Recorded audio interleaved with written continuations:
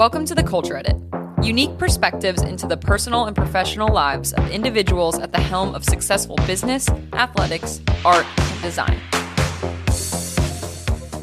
Welcome to the Culture Edit, episode 98. We're getting a little bit closer to 100. We're really building up this 100 episode. I'm worried we're setting the bar high for. Maybe we need to set lower expectations. Maybe that's what I'm saying. Oh, that's mean. No, I think it's more like we're just excited for it to be like it's a milestone. Yeah, it is. Yeah. So I just believe in celebrating the small wins. Well, I will say, because I've had people ask us, we already have guests lined up well after 100, so we're not quitting at 100. Maybe I'll quit and you can keep going. Our listenership would dramatically change into the toilet. No, but today, so for any new listeners out there, I'm Nikki Strickland. This is Chad Strickland. We are the co-hosts of the Culture Edit podcast. And over the past couple of years, we kind of started out as more of a business podcast, and it's really turned into endurance focus, but endurance athletes, endurance leaders, business leaders, heavy on the cycling, running side of things now. So that's who we are. We do sprinkle in some other cultural experts here and there, from photographers to fashion designers to social influencers, if you want to call them. Yeah. Entertainers. Just to keep it interesting. But for the most part, yeah, we're talking about cycling and running and different events that we go to.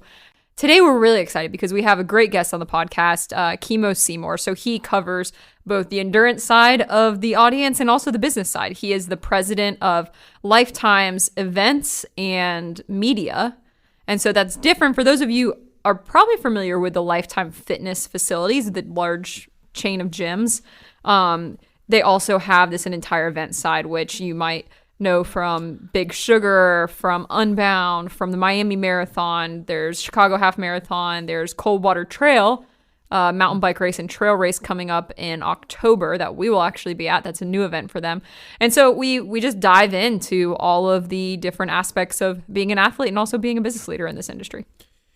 Yeah, and Kimo's also an entrepreneur, so we got to talk a little bit about that, like that journey that he made from being an entrepreneur to working at Lifetime, which he's been there for quite a bit of a time now. But he talks a lot about something that you and I can relate to is kind of being an entrepreneur within a big organization. And that's what it sounds like the events program is like there at Lifetime. So, being able to create something effectively from scratch for them over the last 15 to 18 years, where now these events are some of the most iconic cultural moments in both running and cycling. By the way, they put on a lot of running events that when we were doing the research, we were shocked by how many running events they do. So it's a really cool discussion to get a little bit behind the scenes. Why did they start Lifetime Grand Prix?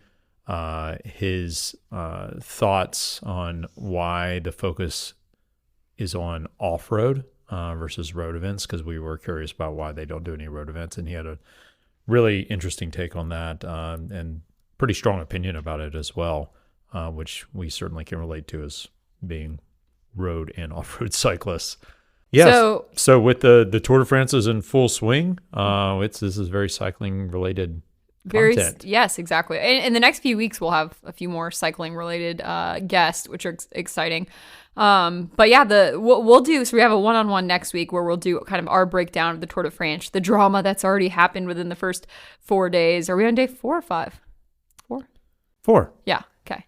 Lots of drama already. Lots of opinions flying about. Lots of people on Instagrams posting their opinions. So I love seeing all that. Okay, so let's get into our guest. Yeah. So without further ado, Kimo Seymour. Kimo. Hey, Kimo. Welcome to the Culture Edit. Hi there. How are you? You can hear us good? I can hear you. How do I sound? You sound great. You sound great. Where are you coming to us from? Today I'm in Boulder, Colorado. And that's where you live? I live here part-time, Minneapolis part-time, and try to spend a little time down in Arizona in the winter. Okay. Nice. Yeah. What? And you two are in Atlanta? Yeah, we're in Atlanta. We spend a lot of our winters in Miami, though. Yeah. So, Oh, you do? yeah. Okay. Yeah. Further south. You've been Cold to, enough that we come south. Yeah, the winters in Atlanta just get, it's not like, it's wet. it rains all winter and it's like 30 degrees. So it's just enough to be annoying to where you Okay. don't really want to ride your bike outside. So Yeah. Oh. You've been here? You've been to Atlanta? I've been there, yeah, numerous times. I mean, you obviously know we have a big club presence there, so down there for work You quite do? frequently. Yeah, you do. You got a big, a new one in Buckhead everyone talks about. Buckhead's the big new one, and then our a lot of our focus the last couple of years has been in pickleball, and so that Peachtree Corners, we took over an old tennis facility there and turned it into a Lifetime years ago, and that's quickly becoming more of a pickleball facility than a Lifetime facility. We put on a couple big tournaments there a year, and so that's obviously a big focus for our company as well right now. that's the big focus. I feel like in general, pickleball is just, there's a giant place that we live just south of Buckhead, Okay. on your way to the airport. And there's a giant, like 30,000 square foot, maybe more facility that just, but it's just a big warehouse. And I guess there's indoor pickleball courts, but seems to be Okay. popping up everywhere. Yeah, those warehouses, they put in big bars. I mean, they turn them into big kind of entertainment facilities, they're popping up everywhere. Yeah, it's brilliant. Exactly. I mean, that's what, I see Lifetime's definitely getting on that. I mean, the Buckhead facility, we haven't worked out there, but we spend a lot of time around that, and it's pretty fancy. They've become bougie. Let's Yeah. put it that way. Well, it's so funny because we have a client up in Buckhead, and they're in the building that overlooks the pool in Lifetime. Okay. And it's like a resort style pool. And so in the middle of the day, we're in meetings and we're just looking down at all the people laying out laying out at the pool. I'm like, wait, do these people have jobs? Like, I want to be in their position right now. What's the training plan right now? What are you training for? Personally, I'm training to recover from a hip replacement I had 3 days ago. So I'm learning how to walk again. But Wow. yeah, I had top of my femur chopped off and a new ball put on, and it's unbelievable. I'm walking around almost like normal. I mean, I got a little gimp left, but it's unreal what they can do with these things now. So yeah, I had that. Was it 4 days? Friday. So Wow. I'm Yeah. impressed you're talking to us. Are you, what kind of meds are you on right now? What are we going to get from you? So I had the surgery on Friday. By Sunday, I ditched any of the pain meds. Yeah. I mean, I'm taking a little Tylenol each morning. But yeah, it's unreal what they can do now with these I had my knee done. Yeah, I had to have both. So I had my knee done last year, hip done this year. And I mean, both of them, it's just, I mean, how 3, 4 days later, I can be walking around without any pain. It's just unbelievable. Well, it helps that you're fit. I mean, that's a big part of it, right? Like being athletic is a huge part of it. That's, everybody says that. So maybe that's part of the blessing, I guess. Well- But it's also the curse. That's how I got here, Yeah. You and I have that in common. So May 17th, 2009, I had a femoral neck fracture, broke the ball of my femur off in a bike race, in a crash in a bike race. They put me back together like Humpty Dumpty. I actually didn't have to get the full replacement. They were able to put, rods through it. But like you, I was like riding 10 weeks later from it. So you'll be out there soon. Yeah, they told me they'd probably get me on a spin bike by the end of the week this week, just to get just working on the range of motion. And so I don't know. I'm pretty optimistic. I don't know. I don't think I'll be, riding any of our events this year, but should be able to get back out on the bike here pretty quick. Was it just wear and tear, or did you break, or did you crash?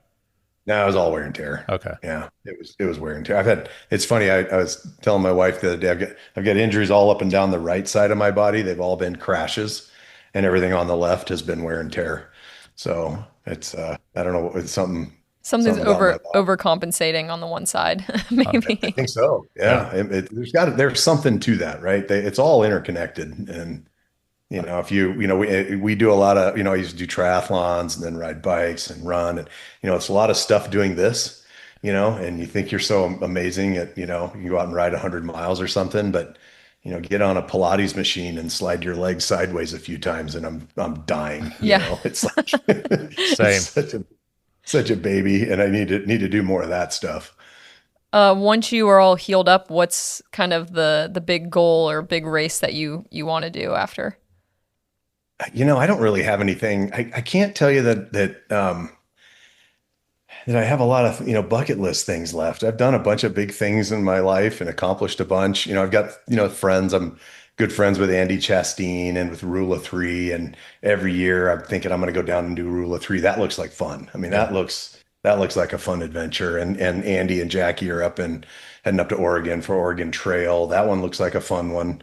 I think it's more probably about, traveling around the world and finding adventurous places to ride, and just seeing cool stuff. I think being at a competitive level is probably behind me. Yeah, I can relate. We just got back from Nice. I don't know if you've spent any time in Nice or Monaco in that area riding or running, but the Café du Cycliste that they have there, they lead all kinds of like challenges and just events throughout the year. We're thinking of going back through what challenge they have coming up. So the Mount Ventoux, you can climb Mount Ventoux 3 different ways. And so there's a challenge to do it all on the same day, like all 3 ascents and descents, and you get like a card stamped at each thing. And I forgot what it's called in French, but it basically means like you're crazy. So we're thinking about doing that in September. It's a fun group of people and like super positive people that like to ride there. So we're like, oh, maybe we'll just go back over there and do that for kind of a fun challenge that isn't super serious, but more just fun. Yeah. So I'd say our closest friends that we do a lot of stuff like this with. We were over with them last year in Mallorca and went to Siena for Strada Bianchi, and they went over during the tour and did exactly what you just said, and they based out of Nice and they did the Mont Ventoux thing, and they were trying to talk us into going back with them this year, and I've been down and out here a little bit, but yeah, that's one of the bucket lists for sure. That would be a lot of fun. It's amazing. It was definitely like we didn't have a huge expectation from a cycling running perspective going there because we had just come from the Traca in Girona and we drove to Nice. We were blown away by how many routes. I mean, it was so much fun, and you can just ride. We rode to Italy and back, so that was kind of a fun. I mean, it's not super far; it's like 40 miles to get to Italy. Yeah. But we definitely it's on our places to go back because we love Mallorca too, and it was very similar vibe. Yeah, for sure. I assume you've done most of the Lifetime events, the big ones. I've done most of the Leadville events. Okay. I've done a handful of them, not all of them though. Most of the biking events I've done, but not the running ones. Yeah, I've got a diverse portfolio. I don't think people realize how many, at least in the cycling world, they don't realize how many running events you have. You have a lot, and by the way, Nikki has done Miami. Mm-hmm. Yeah, well, I did that Miami half. Yeah. It was one year. of the most fun half marathons I've ever done because it was just like an insane party at the beginning, at the end, and obviously it's in Miami, so it's beautiful. It was great time of year. Yeah, I mean that's the biggest chunk of our portfolio, right? The running is obviously a much bigger participation, much bigger audience than cycling, and so, but we've kind of narrowed that. That portfolio is really kind of limited to Chicago or that piece of our portfolio is really limited to Chicago and Miami, 3 events in each location, and great events. Probably aligns more with our, the culture of our club business. We get a lot more participants from our clubs at those events than we do at, say, our off-road cycling or running events. Yeah, I can see that. Well, and I saw that you all, I guess 2015, 2016, ran the Atlanta Marathon, it's called the Publix Marathon now, but the Atlanta Marathon. And then I guess it got taken over by Atlanta Track Club, but that was before the club was built in Buckhead. So I'm like, now it would be perfect if y'all just take that back over and then have a big party at the clubhouse. I'll tell you, Nikki, that is the one event out of all, as I've, kind of managed this business for a number of years, that came as part of the acquisition when we acquired Miami Marathon. And it was a portfolio of about 15 events, included one of our big half marathons in Chicago. It was a portfolio of road running events. And we pared it down pretty quickly to just kind of fit those markets. And, that was the one event out of all of them that we've, acquired and divested over the years that I've regretted that we didn't keep. We had a deal. Own a technology business that supports events as well, RFID timing and hardware and registration business. And we did a trade where we sold that in exchange for Atlanta Track Club using our platform for a few years. And so it was a good fit for them to take that event over. And from what I understand, they did a fairly good job with it. But that's one I wish I wouldn't have let go. I think we could have done something like what we've done with Miami there in Atlanta, and it'd be a great fit because we have so many clubs in that Atlanta market. Yeah, it's Atlanta is like I feel like an underrated running city unless you've spent time here running. People don't realize. I mean, Atlanta Track Club is obviously one of the largest track clubs in America. But now there's just so many other run clubs within the past 5 years that have popped up.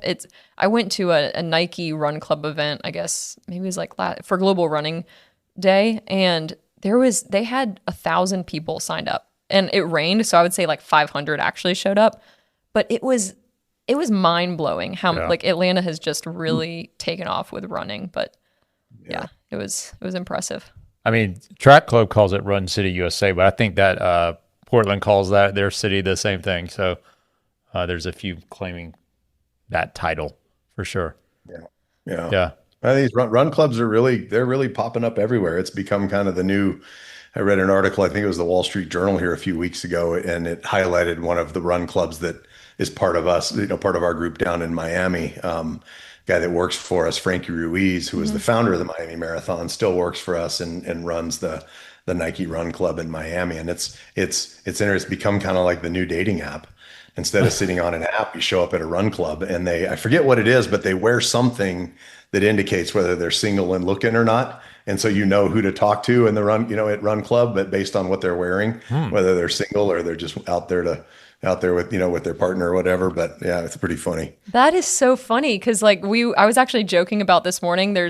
We have a big run club right near our house, and they do like their biggest day is on Monday nights, out of Nike. And I actually went to the Miami Nike run or shakeout run, and he was there. So that was like a great event. But it was funny cause I was saying the only thing that keeps me from going back consistently is that I don't want to get hit on. That she's not single. And so, yeah, so it's like guys are kind of running and you're like, hey, yeah, like, sorry, I'm married, but that's a really good idea. I might float that idea because it's like, I'll have to figure it out. I'll ask Frankie there was something he told me, or it was in that article or something that was like how you indicate whether you're single or not. And it just makes it really simple for everybody. 100%. Yeah. No, that's great. That's a great idea, actually. like the old sock on the doorknob in the dorm room. Yeah, exactly. Does that mean single? I thought that meant something else. That's before Nikki's time. I knew Kimo when I was talking about. I remember that. Yeah. So, it's funny, like speaking of acquisition, one thing that when we were looking at your career, you were an entrepreneur, which we can relate to. And I was, by the way, I was a corporate guy that became an entrepreneur, but you kind of did the opposite of that. So you were an entrepreneur, and Lifetime acquired your company. Is that right? They did. Okay. Right. And so how rare it is to stay on, like as long as you have like that. And we deal with a lot of companies like this all the time. I mean, it's like 10% of founders stick around longer than like 3 years. You've been there, what, how many years now? 14, 15 years? Coming up on 14 years. Yeah. So you must like it. Yeah, it's been fun. And I think the reason I'm still here, I'll give credit to my boss, the CEO who he's the one I struck the deal with to sell my company. And I had a 2-year earn-out and a 2-year non-compete. And I would have told you, the day I did that deal, I'd be gone on day one after 2 years, and I'd go back to do, I'd find something else to do. And so, yeah, I had fairly successful career, staying independent. It's really only the second job I've had in my life. I worked for Marriott through college and just out of college, and left to kind of go on my own, and did pretty well for a number of years before joining selling this little business to Lifetime. And but I think what's happened is I've been given the opportunity. Don't get me wrong. We're a big company. We have, 40,000 plus team members and publicly traded. And I every day realize what it's like. I do work for a large company, but my boss is, Bram has really kind of allowed me to, especially with this business, really be, fairly entrepreneurial.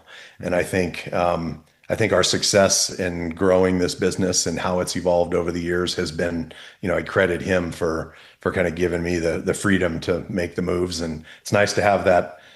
Sometimes I joke, I call it the bank of lifetime. We've got a lot of capital behind us when we want to make moves and need to make moves, and we can make some bold moves and afford to do it because in the end, it's small to a company like Lifetime, although it's quite big in the endurance industry, if you will.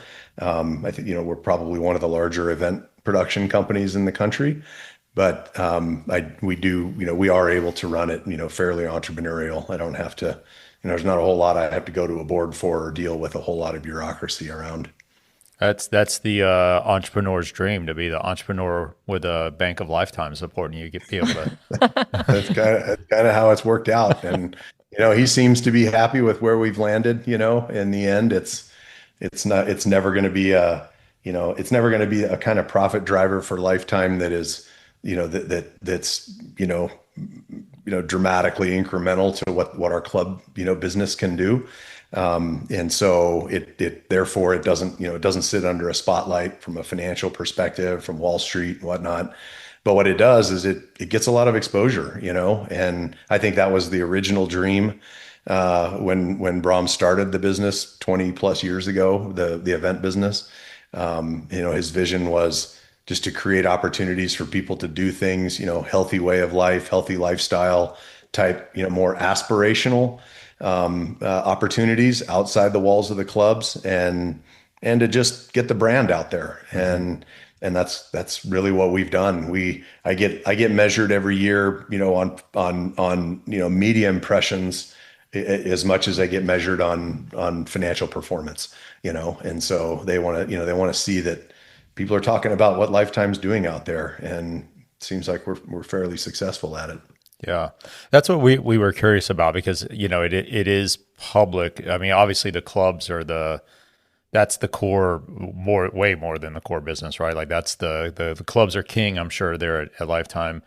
So we were curious with the events. It's the brand driver. There's got to be some type of membership value there too. Like members love knowing that they've got the events to go to, and it's cool to see that kind of stuff. So that's exactly what we were curious about, is why does Lifetime invest so much in doing these different events? Yeah, that's pretty much it. I mean, it really was. I think it started with some reindeer runs and turkey trots at some point out of some of the clubs, and then it just kind of grew from there. At the time, triathlon was really big, and there was a phase prior to my involvement. The big Toyota race for the Toyota Cup with the Lifetime Tri Series was the biggest sprint and Olympic distance tri series in the country. Oh. And triathlon kind of came and went from the portfolio, but as we grew into more off-road and road running type events, but it was always intended to be a real brand differentiator for the Lifetime business. And as I said, that's how we get measured. And I think it has been. And, our brand, when we talk about our business and our events, and the brands of the events themselves are really defined by the experiences at each of those events. So if you've done any of our events, you'll know they're all really quite unique and different. Yep. Lifetime is front and center on all of them, as now as the title sponsor for all of our own events. But and so it gets that recognition, but each of them are so unique and different, and that's probably been one of the biggest challenges with this portfolio of events, is that we have tried to, we've tried to keep them all very unique, and we've tried to stay true to kind of the core, especially for the ones we've acquired, true to kind of the, just the core ethos of what those events were like prior to us getting involved, and maintain true to those communities and those people that have been involved long before Lifetime came along. Well, I think what's great about Lifetime events, and I experienced it going to Miami, is because I had you can let the events be individual from a vibe and where they are, and making sure that the community is hyper involved. But when it comes to like the processes that you have to go through, from like the most basic things of registration to check-in to bathrooms to corrals, those little logistical things that aren't little, I mean, they're very big. Those are those like pinpoints where you're like, oh, I went to a Lifetime event and it was seamless, which made it so much less stressful, which made my experience, me able to enjoy the local kind of flavor of whatever the event has, because I'm not stressed about the event logistics because you all have taken it, off of me. And so that makes me want to be like, oh, I want to find other Lifetime events because I know that I can just enjoy the event because it's so well organized. So is that part of, the thought process behind, if we acquire an event, we have to make sure that the experience from our end is just so seamless that people want to say, I don't even really care where it is necessarily, but I want to go to a Lifetime event because I know it'll be good. That's certainly the hope, that some of the things that you just mentioned are certainly core to the, to our brand and our brand standards, right? Some of those things are just, they're non-negotiables, and our team is just outstanding at kind of setting that standard and maintaining them, whether it's what'll probably be 1,000-person event that, down in Alabama that we're going to talk about, to a 25,000-person Miami Marathon.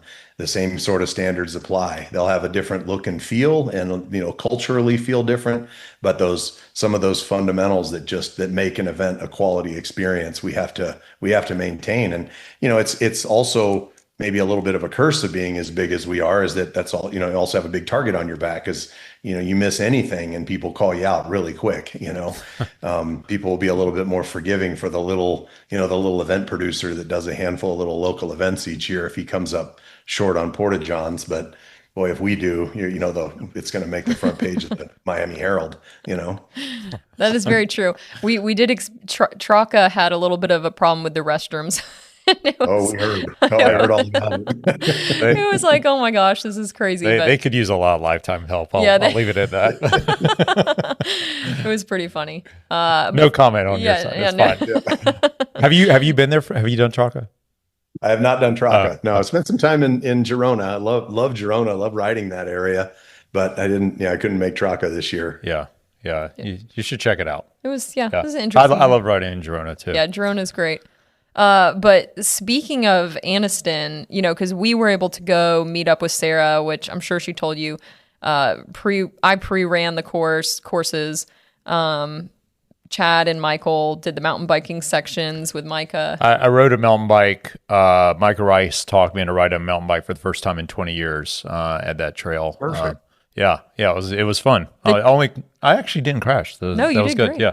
The trails were amazing. Yeah, they're amazing. And again, we're only an hour and a half away from Anniston, and we've been for crit races before. Both of us have raced a lot of like Sunny King Criterium there.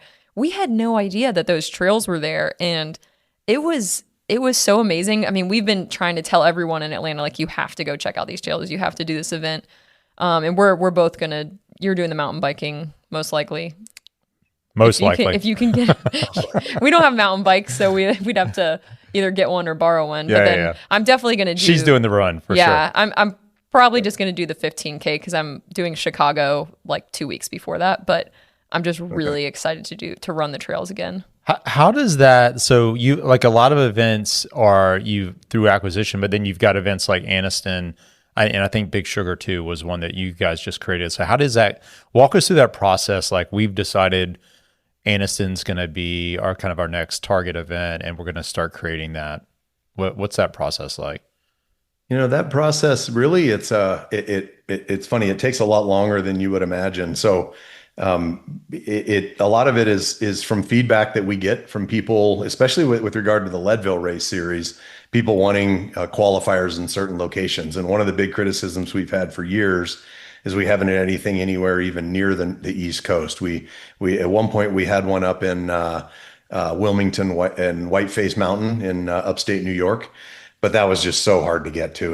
We never really could get it to scale. And we kind of lost access to a good chunk of that venue. So we had a lot of pressure to find something on the East Coast. And so we've had a handful of people. We got Micah Rice involved a couple years ago to help us just start looking for venues and courses. And the Leadville qualifying events are a bit unique. We've never, Leadville, as you probably know, not a super technical mountain biking course, fairly technical for runners, but not as much for mountain bikers. And so we've always wanted to try and find locations with and access to trails and roads that maybe kind of mimic what we have there, and that, in Leadville, so that people get a good feel for what it's going to be like. But that's been really challenging, to be honest. If you get outside of Leadville, you put together a course that looks and feels like Leadville, it's probably a gravel race. Yeah. Because Leadville is there's not a lot of single track in Leadville. So this one, we have had some recent luck with a couple qualifiers that are on more single track type trails. And so it was a couple years in the making with the city of Anniston, Northeast Alabama Bicycle Association, a number of different parties down there that were looking to try and to kind of lure us to come down there. We looked at a variety of venues, and I know this isn't even really on the East Coast, but close to the East Coast. And so we're pretty, one of the other beautiful things, with Lifetime is we're not under any pressure to grow, right? There's no pressure or mandate that we need to add a certain number of events a year. As a matter of fact, we probably put more pressure on ourselves to eliminate events that aren't working than to focus on, continuing to grow. So we can be really methodical, and our cadence, if you look at the last few years, our cadence has been, we add a new event through acquisition every other year. And then in between, we might greenfield a new event as well. So we a couple of years ago, we launched one in gravel race in southern Colorado called the Rad. That's a fantastic venue in Trinidad, Colorado, fantastic course. And so we're just lucky we can be kind of more methodical and thoughtful about how and where we expand. Yeah. And Anniston, technically not on the East Coast, but you can fly into Atlanta and you can drive there in an hour, which there's people that live an hour north of Atlanta and they say they live in Atlanta. So right. It's just in terms of convenience, and you actually don't have to worry about the traffic if you drive to Anniston that direction. So it's pretty convenient, I think, from the metro. And we were so impressed with the downtown. Again, we've been there for crits so many times, but I felt like even since we had been there for Sunny King, the downtown had just more places have popped up. The Northeast Bicycle Association, I mean, that their clubhouse was really cool, and I think it's going to be a really good vibe, and it might take, this year and creating the content and building it up more, but I think it'll become really popular because the trail running was not overly technical, because the problem in Atlanta, like if you go north of Atlanta, is I always try to get people to go with me to like Kennesaw Mountain or even more north to the Georgia mountains, but it is so technical because a lot of the times you're running on like the Appalachian Trail or something like that. It's very rooty, rocky. So what was so nice about Anniston, what I keep telling people, is if you're trying to get into trail running, this is definitely the event to test it out, because again, there's the 15K, there's a 50K if you want to go wild. And it was just really smooth. Like it was very smooth, not overly technical, very rolling. I was going to say, from what I understand, Alabama is starting to see the vision, the state of Alabama.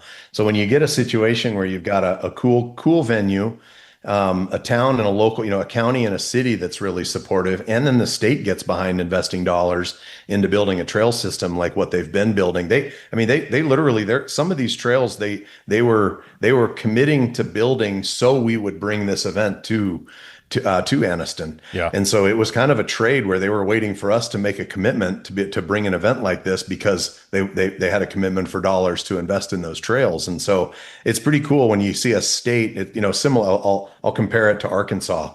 Arkansas, and we're fortunate enough to do a number of events. You mentioned Big Sugar and Little Sugar up in Northwest Arkansas. I mean, that state gets it. They really do get it. And then there's also the local community and the Walton family that they get it as well. But it's pretty cool when you see not only a local community, but a state get behind trails as a means of creating a draw to, and creating a destination out of a place like Anniston. Yeah. I did Big Sugar last year, and it was the first time I'd been to Bentonville, and I was pretty blown away by the infrastructure and in that level of commitment that you're talking about, from obviously from the community, but also from the local, government that need to dedicate those resources. To think that Anniston, like when you look at it, it could easily be the same kind of commitment from them, because they've got, and I don't think a lot of people realize this. There is actually a mountain ridge there, so it's not flat. They've got beautiful trails and the environment for it. So it would be pretty interesting to watch that happen. Which makes me wonder, what is the temptation on a new event like that to just be like, let's make it a Grand Prix event and make everyone go? Is that tempting? It's tempting to make them all Grand Prix events, because that draws a crowd, right? Yeah. And since the inception of the Grand Prix, that's certainly lifted demand for some of the events that have been a part of the Grand Prix. Now I think what we're running into is we're getting more pressure, more from the sponsors, to keep the Grand Prix, to keep the events in the series consistent year over year, because they want to see us build a little bit of momentum. And the challenge we have is that we don't have all the same sponsors for all the events that are in the Grand Prix. Yeah. And I was always doing exactly what you just said. I'd say, let's throw the rad in. We need to get a little demand for the rad and get a little exposure down there. So we throw that in. Well, we got a different sponsor for that than we might have had for another event that we took out. So we've got that balancing act with sponsors across the portfolio, that they may not have all of the events in the Grand Prix. And so the more we shuffle it around, it's just more challenging from a sponsorship standpoint. So I think this next year, the team is pushing us just to probably hold the Grand Prix the same for another year, and let's see if it kind of works itself out and keep it consistent. But yeah, at some point we probably will add an event like Anniston and take out something else. Where did the strategy for the Grand Prix, starting this, where did that come from? Where was the idea initially started? Without getting too much into the weeds on it, about 4 years ago, it's funny, I was out with some medical issues and some health issues, and had some time on my hands. And so all I could do was walk for a while. And I've told this story before. I had this idea that, I was reflecting on what was happening with professional cycling in North America. And I'm just seeing this erosion, especially on the road, right? You're just seeing events drop off the calendar, especially as we went through COVID. It just got even worse. And, as I'm looking at it, I'm thinking there's just I almost felt like not only did we have an opportunity because we had this fantastic series of events that we had kind of acquired and pieced together, but I almost felt like I had an obligation. Like I need to do something, we need to do something to see if we can't help. And so I'm here in Boulder, and I start calling friends in the industry, and I'd say, hey, come over, will you go for a walk with me on my walk tomorrow morning? I had an idea I want to run by you.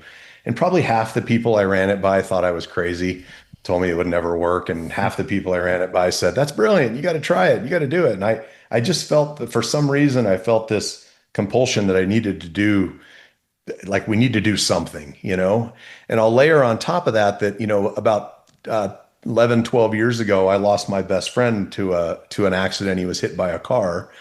And so I always had this in the back of my mind, like, I just don't think I'm ever going to feel good about doing something that promotes putting people on road bikes with on roads with cars. I just at my core, I don't like riding on the road with cars.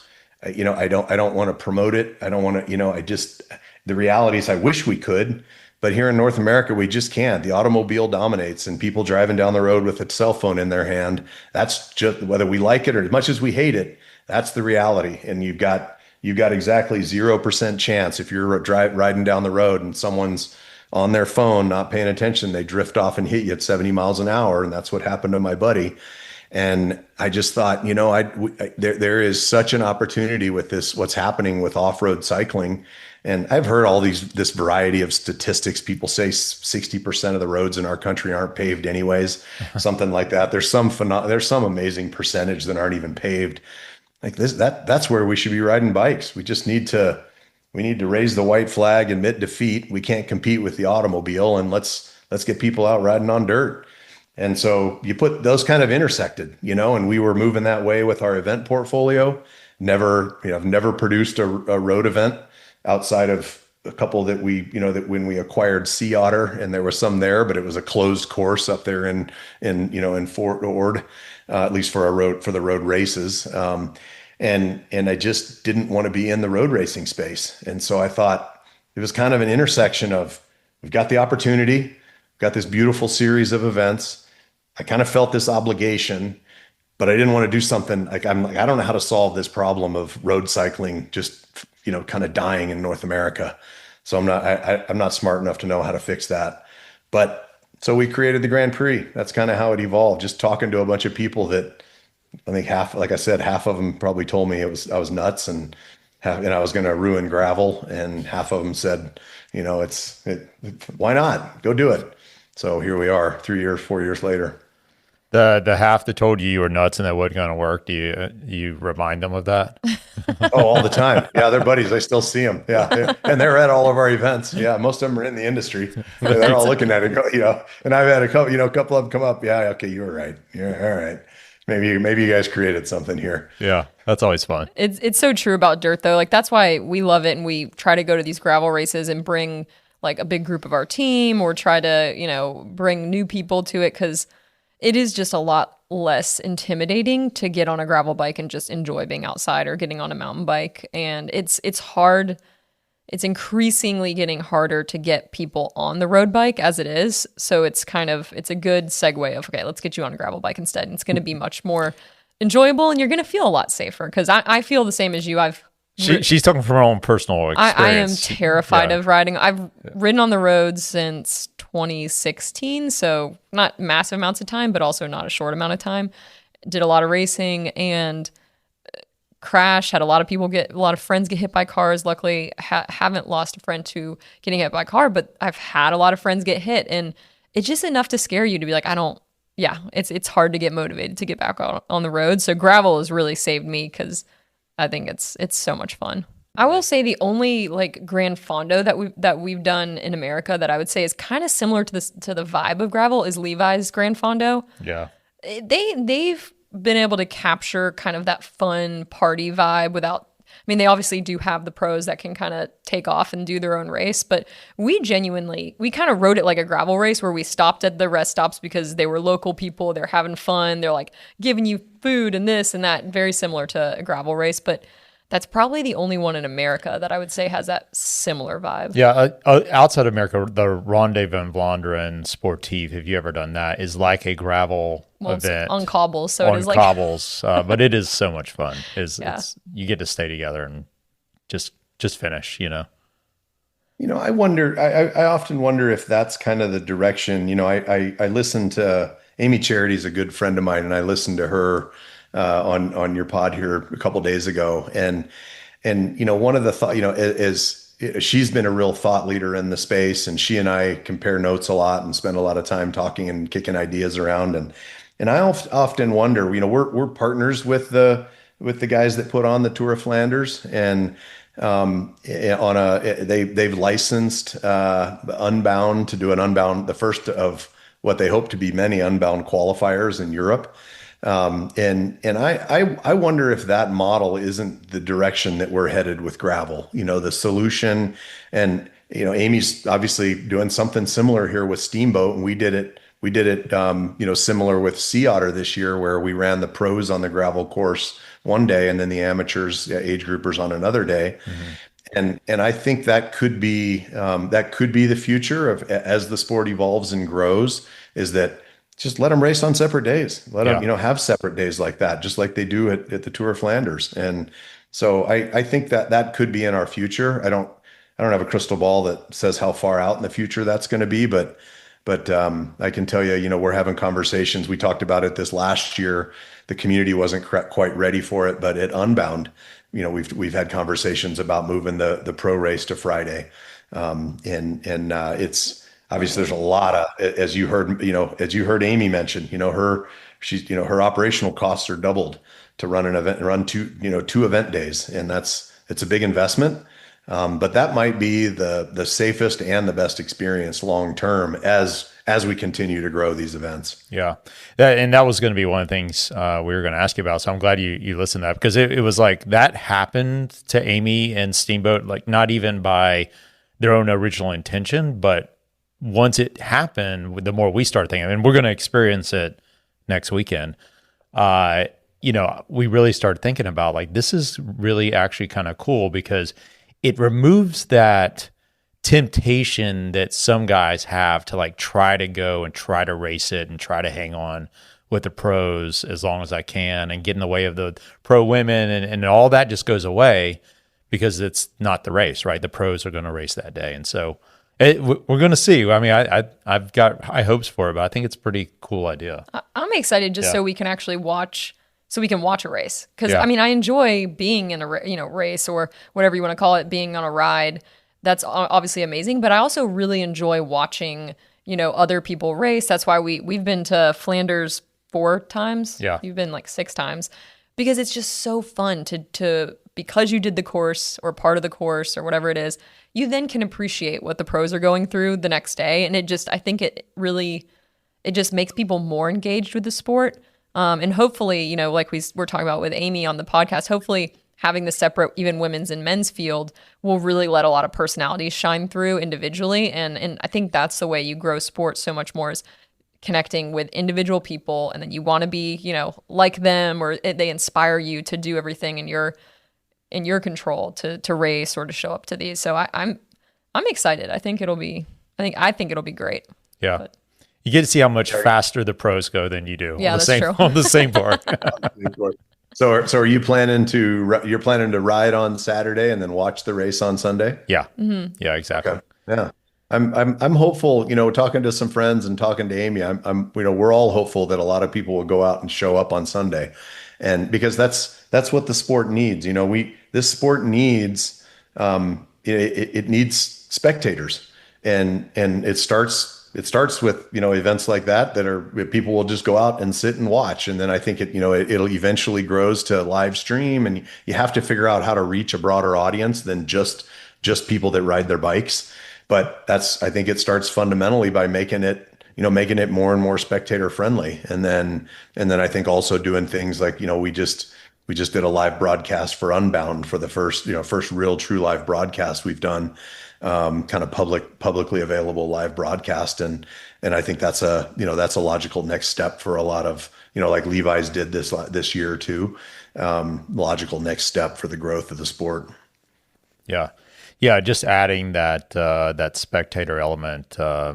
It's even if you're not there, the fact that you can watch it, I think that makes it a lot more exciting and a lot more enticing, and gets me more motivated. I keep thinking, and I need to talk to Amy about this idea, although she has people sending ideas her way all the time, I'm sure.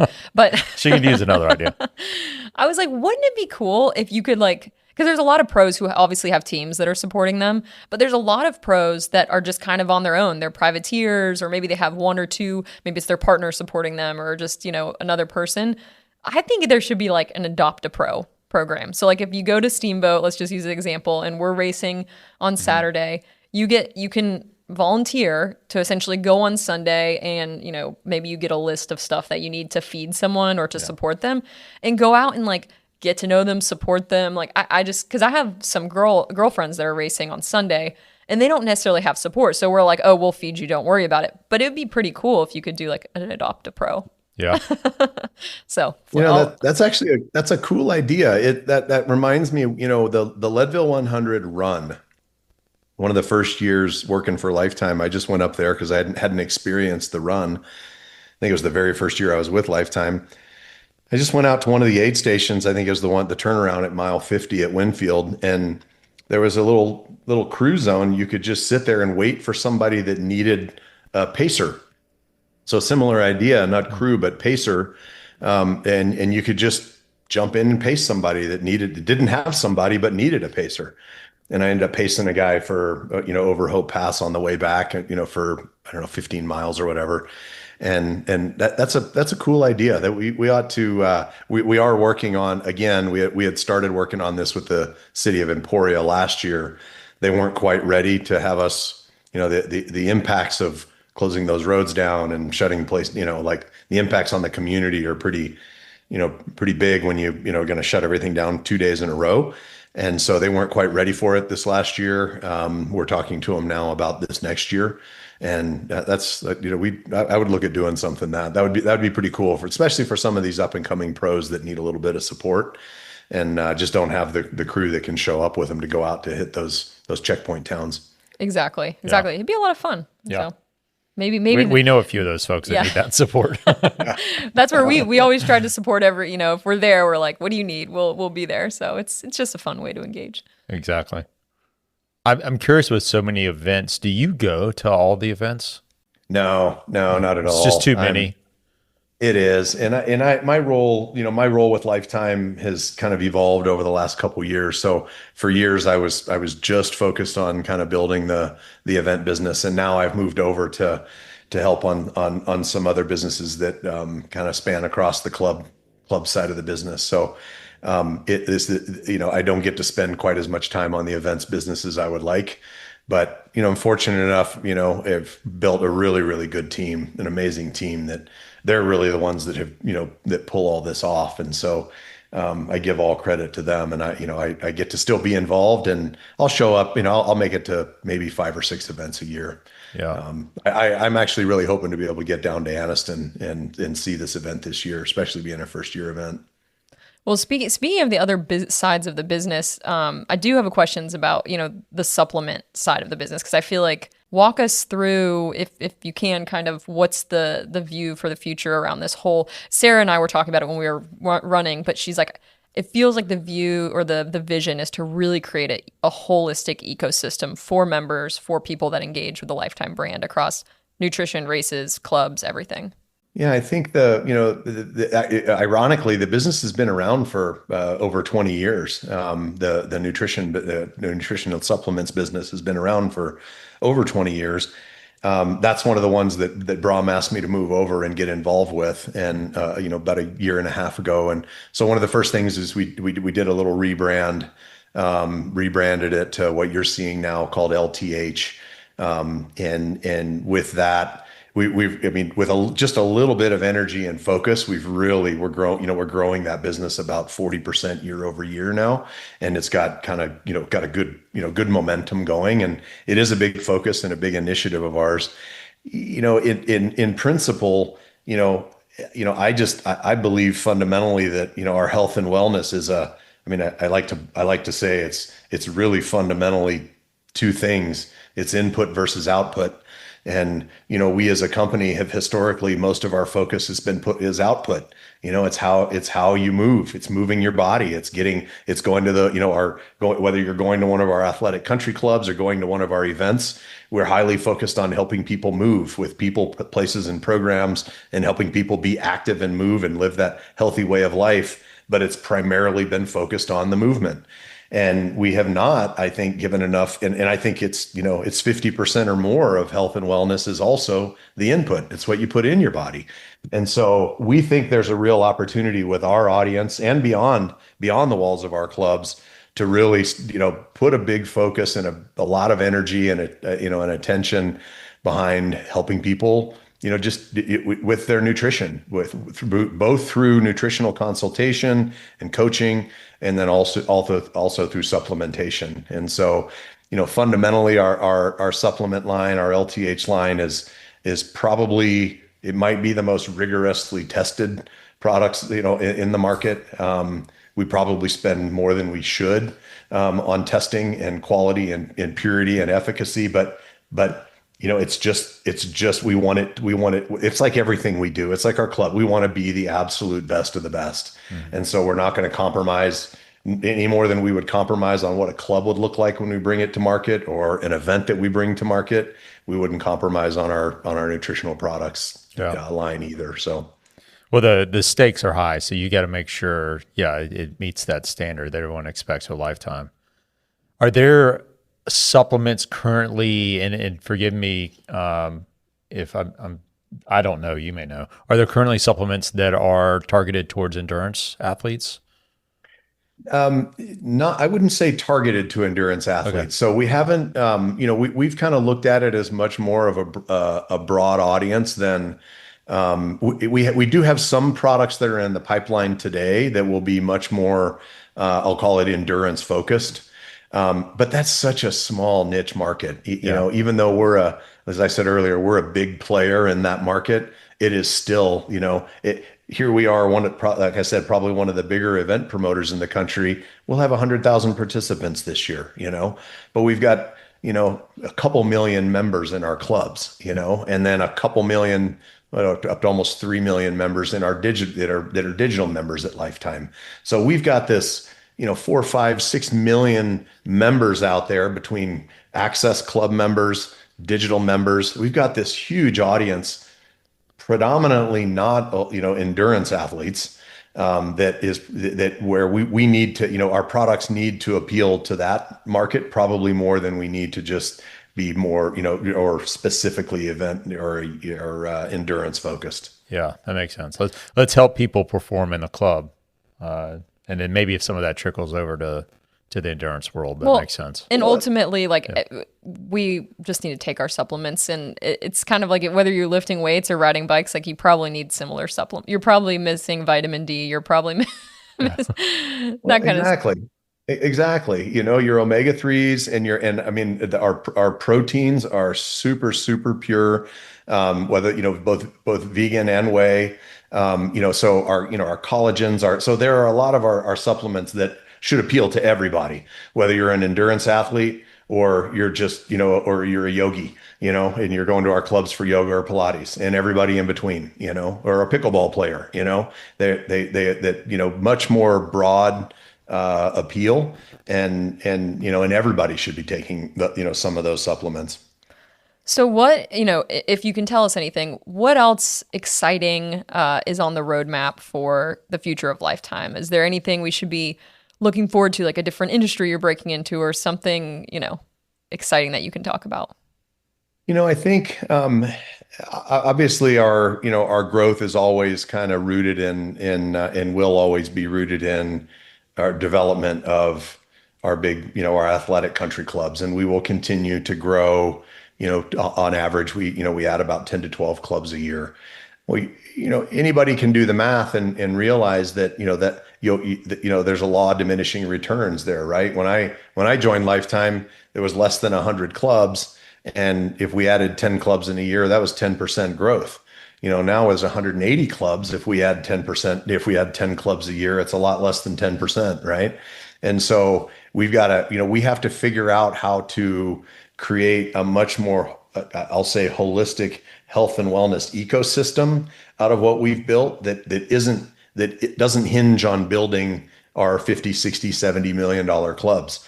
We'll continue to do that.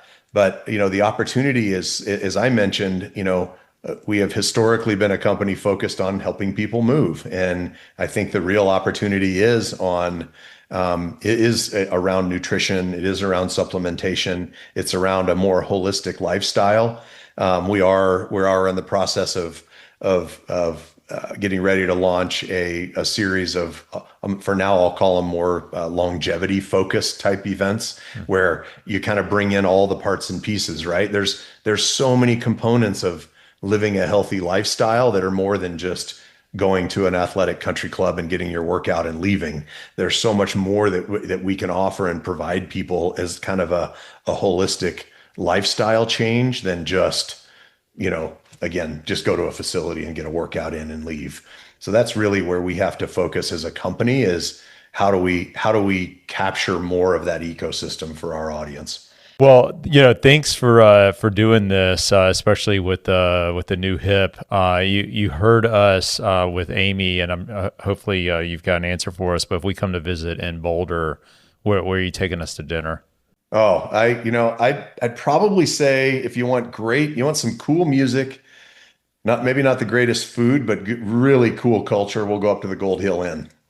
Gold Hill Inn. And if you come in, you'll probably do a ride up there during the day, and we'll stop into the little coffee shop and have coffee and a fresh baked cookie, and then we'll drive back up in the evening, and we'll go to the Gold Hill Inn. Okay, good. That's what I'd suggest. Awesome. Yeah, we have a good friend from Atlanta that moved to Boulder about 2 years ago. He's a good listener of the podcast, so hopefully we gave Joe a little insight there. I don't know if I haven't heard him talk about the Gold Hill Inn. Yeah. So, all right. Well, thanks. If he's a cyclist, he's ridden to Gold Hill. It's one of the best gravel rides out, but it's one of everybody's favorites. Well, you say that. We thought he'd be climbing mountains every day, but all we do is see this square in the valley. That's all we see him doing on Strava. So, is he afraid of climbing? Is he a big guy?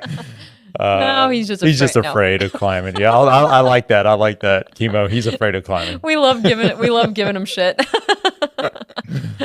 Oh, good. Well, if you get to Boulder, please let me know. Please look me up. I'm gonna miss SBT this year. I'm not gonna be able to make it up there next week. I've tons of friends coming from Arizona and obviously from here on the Front Range will be up there, and everybody's excited about the race. It's just Amy does such a great job that I hope she has a really good event. I hope you enjoy. And but if you get to Boulder, I'd love to meet you face to face, or hopefully I'll get to see you down in Anniston later this year. That's all I was going to say. Yeah, same goes for you. Whenever you come to Anniston, let's make sure we connect whenever you come here. And thanks so much for doing this. And again, good luck with the hip.